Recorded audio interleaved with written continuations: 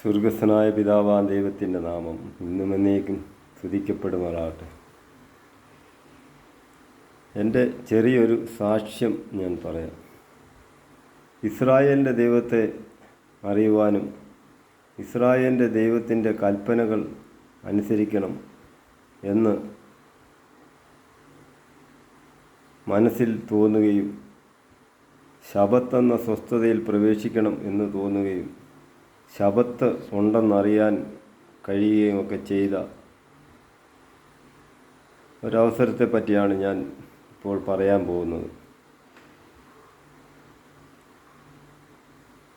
2018 മുതൽ ഈ net phone എൻ്റെ കിട്ടിയത് മുതൽ മലയാളത്തിൽ ആരൊക്കെ സുവിശേഷം പറയുന്നു അവരുടെ എല്ലാം വീഡിയോകൾ കാണുവാൻ എനിക്ക് ഇടയായി. ആരൊക്കെ വീഡിയോ ഇടുന്നു അതെല്ലാം ഞാൻ ഫുള്ളായിട്ട് കാണാൻ തുടങ്ങി.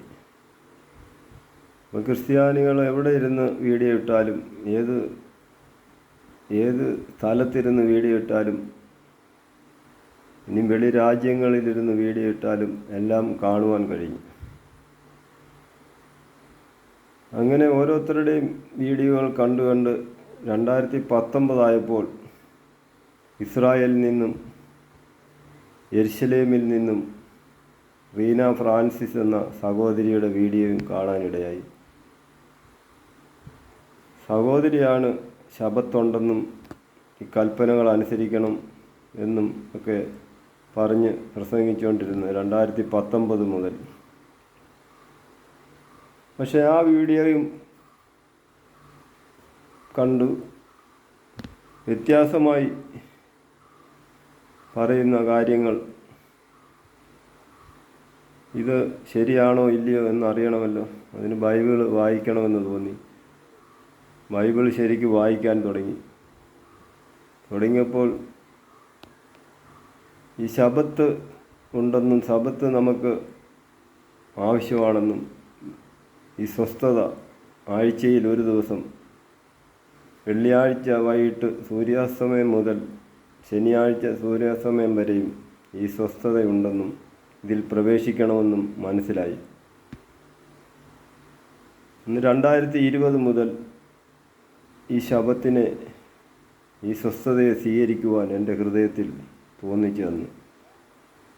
ഇസ്രായേലിൻ്റെ ദൈവം നമ്മുടെ ദൈവമെന്നും അബ്രഹാമിൻ്റെ ദൈവം ഇസഹാക്കിൻ്റെ ദൈവവും യാക്കോബിൻ്റെ ദൈവവുമാണ് നമ്മുടെ ദൈവമെന്നും ആ ദൈവത്തെ നമ്മൾ വിളിക്കുമ്പോൾ ഈ ശബത്ത് ഫോളോ ചെയ്യണമെന്നൊക്കെ പൂർണ്ണമായി എനിക്ക് മനസ്സിലായി. എന്തോ എൻ്റെ ഹൃദയം കൂടുതലായി ഇസ്രായേലിൻ്റെ ദൈവത്തോട് അടുക്കുവാനും ആ ശബത്തിനെ ഫോളോ ചെയ്യാനുമൊക്കെയായി എൻ്റെ ഹൃദയത്തിൽ പൂർണ്ണമായി തോന്നിച്ചു തന്നു. ശബത്തെന്ന് പറയുമ്പോൾ വെള്ളിയാഴ്ച വൈകിട്ട് മുതൽ ശനിയാഴ്ച വൈകിട്ട് വരെയാണ്. യാതൊരു ജോലിയും ചെയ്യാതെയും യാതൊരു വ്യർത്ഥ കാര്യങ്ങൾ ചെയ്യാതെയും ചിന്തിക്കാതെയും ആ ദൈവത്തിൻ്റെ വചനങ്ങൾ വായിച്ച് മനസ്സിലാക്കുവാനും ഒരു ജോലി കാര്യങ്ങളിലൊന്നും ചെയ്യാതെ ഒരു കൊടുക്ക വാങ്ങലോ ഒന്നും ചെയ്യാതെ കണ്ട് ഞാൻ വണ്ടി ഓടിക്കുകയാണ്. ഒരു ദിവസം ആ സ്വസ്ഥതയിൽ എനിക്ക് പ്രവേശിക്കാൻ കഴിഞ്ഞു. അന്നത്തെ ദിവസം ഞാൻ ഒരു ജോലിക്കും പോകത്തില്ല. അന്നു മുതൽ ഇന്ന് വരെയും എനിക്കത് പൂർണ്ണമായി അനുസരിക്കുവാൻ കഴിഞ്ഞു. ആ ദൈവത്തിൻ്റെ കൃപ, ആ ദൈവത്തെ അനുഭവിക്കുവാൻ കഴിഞ്ഞു. ദൈവം ഉണ്ടെന്നും ദൈവം നമ്മളെ നടത്തുമെന്നും എനിക്ക് മനസ്സിലായി. ആ സഹോദരിയുടെ വചനങ്ങളൊക്കെയും ലൈവായി വചനം പറയുന്ന എല്ലാം ഇന്ന് വരെയും കേൾക്കുവാനും ഒരു ലൈവൊക്കെ ചെയ്തു കഴിഞ്ഞാൽ അത് വീഡിയോ ഡൗൺലോഡ് ചെയ്ത് എത്രയോ പ്രാവശ്യം എത്രയോ തവണ കേൾക്കുവാൻ കഴിയുകയും ഒക്കെ ചെയ്തു. അതിന് ദൈവം സഹായിച്ചു. പൂർണ്ണമായി ദൈവത്തിൻ്റെ വചനങ്ങളും മർമ്മങ്ങളും സംസാരിച്ച് പോകുന്ന ആ വീഡിയോകൾ കാണുവാനും പൂർണ്ണമായി ദൈവാത്മാവ് ആ സഹോദരിയുടെ ഉള്ളിൽ പ്രവർത്തിക്കുന്നു എന്നൊക്കെ മനസ്സിലാക്കുവാൻ കഴിഞ്ഞു. അങ്ങനെ ക്രിസ്ത്യാനികളൊക്കെ വീഡിയോകൾ ഇടുന്നു. പല വീഡിയോകളും കണ്ട് ഇപ്പോൾ ഒരു 2-3 മാസമായിട്ട് ആരുടെയും വീഡിയോകൾ അങ്ങനെ കാണാറില്ല. കാര്യം ഈ കൽപ്പനകൾ അനുസരിക്കാതെ, ദൈവത്തിൻ്റെ കൽപ്പനകൾ അനുസരിക്കാതെ ദൈവത്തെ സ്നേഹിക്കുന്നു എന്ന് പറയുകയും കള്ളം പറയുകയും ചെയ്യുന്ന ക്രിസ്ത്യാനികളും അവരുടെ വീഡിയോ ഒക്കെ കണ്ടിട്ട് എന്ത് പ്രയോജനം എന്ന് മനസ്സിലായി. കാര്യം ഈ കൽപ്പനകൾ അനുസരിക്കാതെ നമുക്ക് പറഞ്ഞു തരുന്ന കാര്യങ്ങളെ മനസ്സിലാക്കുവാൻ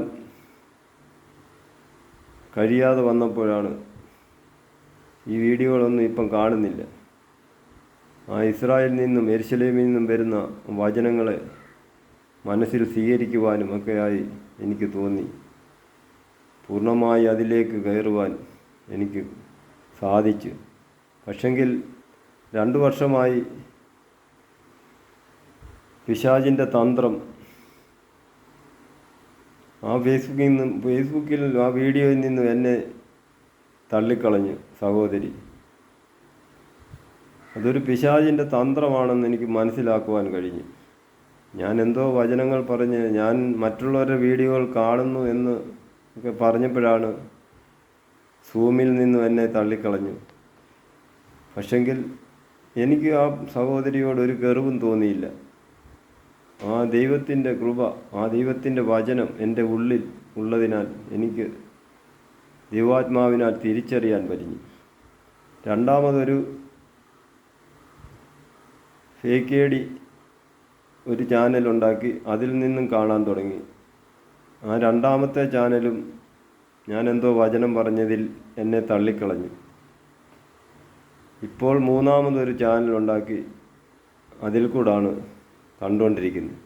പക്ഷെങ്കിൽ അന്നു മുതൽ ഇന്ന് വരെയും ഒരു വീഡിയോയും കളയാതെ എത്രയോ പ്രാവശ്യങ്ങൾ ഒരു വീഡിയോ കേൾക്കുവാനും ആ വചനം അനുസരിക്കുവാനും ഒക്കെയായി ആ സഹോദരി നിമിത്തം, ആ സഹോദരിയുടെ വചനങ്ങൾ കേട്ട് ഈ ശബാത്ത്, ഈ സ്വസ്ഥതയിൽ പ്രവേശിക്കാനും യഹൂദന്മാരെ പറ്റി അറിയുവാനും ഇസ്രായേലിനെ പറ്റി അറിയുവാനും ഇസ്രായേലിൻ്റെ ദൈവത്തെ അറിയുവാനും ഒക്കെയായി കൂടുതലായി എനിക്ക് സാധിച്ചു. അതിന് ഞാൻ ഇസ്രായേലിൻ്റെ ദൈവത്തോട് നന്ദി പറയുന്നു. ആ സഹോദരിയോടും എൻ്റെ ഹൃദയം നിറഞ്ഞ നന്ദി ഞാൻ സമർപ്പിക്കുന്നു. ഇസ്രായേലിൻ്റെ ദൈവത്തെ അറിയാനും ഈ ഇസ്രായേലിൻ്റെ കൽപ്പനകൾ അനുസരിക്കുന്നതും നല്ലത്. നമുക്ക് നിത്യജീവൻ കിട്ടും. അതിനിടയിൽ ഈ ശബാത്തിനെ ഫോളോ ചെയ്യുമ്പോൾ തന്നെ പല പല പ്രശ്നങ്ങളും, 4 വശത്തൂടെയും പ്രശ്നങ്ങളാണ്. പിശാചിൻ്റെ തന്ത്രത്തെ മനസ്സിലാക്കുവാനും ആ പ്രശ്നത്തിൽ അതിജീവിച്ച് മുന്നോട്ട് പോകുവാനും അതിനെ തരണം ചെയ്യാനുമൊക്കെ സമാധാനത്തോടെ കടന്നു പോകാൻ ഇതുവരെയും കഴിയുന്നുണ്ട്. അതിന് ദൈവത്തോട് നന്ദി പറയുന്നു. ഈ ദൈവത്തെ അറിയുന്നവർ ഈ ശബാത്ത് എന്ന സ്വസ്ഥതയിൽ പ്രവേശിക്കണം, ഈ ശബാത്തിനെ അനുസരിക്കണം എന്ന് തന്നെയാണ് ഞാൻ പറയുന്നത്.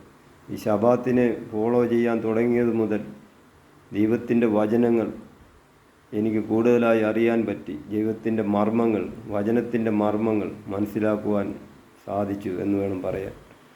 അതുകൊണ്ട് എല്ലാവരും ഈ ശബാത്തിനെ ഫോളോ ചെയ്യാനാണ് ഞാൻ എല്ലാവരോടും പറയുന്നത്. Praise the Lord.